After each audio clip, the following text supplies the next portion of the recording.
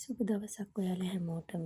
ඉතින් අද මම හදන්න යන්නේ අඹ චට්නි එකක්. මේක හදාගන්න හරිම ලේසි.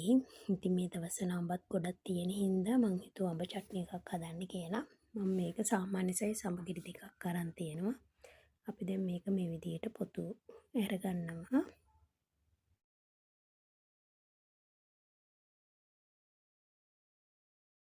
මෙන්න මේ ගානට පොතු අරගත්තාම ඇති.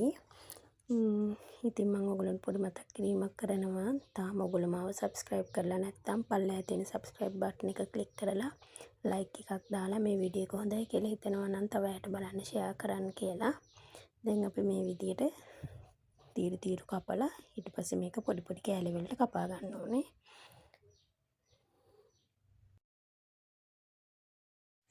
මේ පෙන්නන විදිහට පොඩි පොඩි කෑලි වලට කපා ගන්නවා.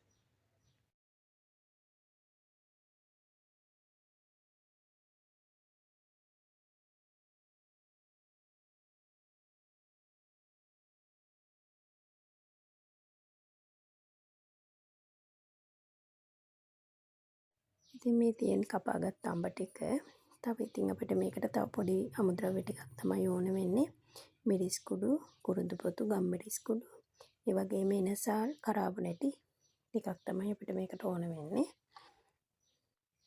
ඉතින් අපි දැන් මේ කුරුඳු පොතුයි, එනසාලුයි, කරාබු නැටි කුඩු කරගන්න තමයි යන්නේ. අපි මේ ග්‍රයින්ඩරයට දාලා මේක ඉස්සෙල්ලාම කුඩු කරගන්නවා. මේ තියෙන්නේ අපි කුඩු කරගත්ත මේ සුඳු කුඩු ටික. දැන් අපි ඇතිලියක් ලිපේ තියලා සීනි මේස හැඳි 3ක් විතර දාලා අපි මේක සීනි ටික කැරමල් කරගන්නවා. චුට්ටක් අර අඹ එකේ පාටක් ගන්නත් එක්ක තමයි අපි මේක චුට්ටක් කැරමල් කරගන්නේ.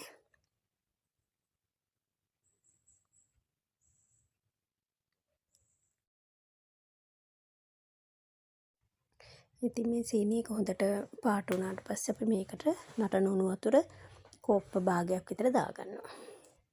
දාගෙන ඒකත් හොඳට කලවම් කරලා ඊට පස්සේ අපි මේකට ඉතිරි සීනි ටික දාගන්නවා.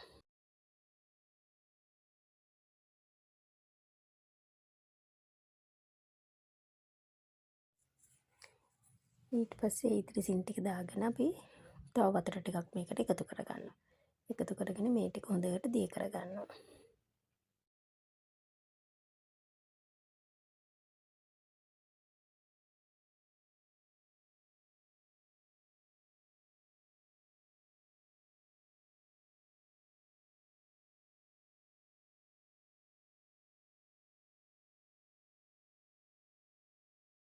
දැන් ඔයගොල්ලන්ට පේනවා මේක පැණි එකක් වගේ තියෙනවා. දැන් අපි මේකට අර සුඳු කුඩු ටික දාගන්නවා. දාගෙන ඒක හොඳට කලවම් කරගන්නවා. ඊට පස්සේ එක්කම අපි මේකට මිරිස් කුඩු, ගම්මිරිස් කුඩු ටික එකතු කරගන්නවා. ඒක ඔයගොල්ලෝගේ රස අනුව මිරිස් කුඩු ඔයගොල්ලන්ට වැඩි කරගන්නත් පුළුවන්. ටිකක් සැරට කැමති නම් ඒ විදියට මේ සාමාන්‍යයෙන් සැරට කන අය අඩුවෙන් මිරිස් කුඩු දාගන්න පුළුවන්. ඊට පස්සේ මේ ටික හොඳට කලවම් වුණාට පස්සේ අපි අඹ ටික මේකට එකතු කරගන්නවා.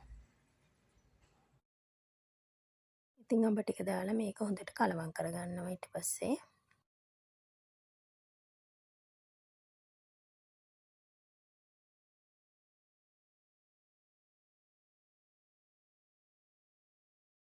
පස්සේ කලවම් කරගත්ත අඹ ටික පීනකින් වහලා අඩු ගින්දරේ මේක හොඳට තැම්බෙන්න අරිනවා.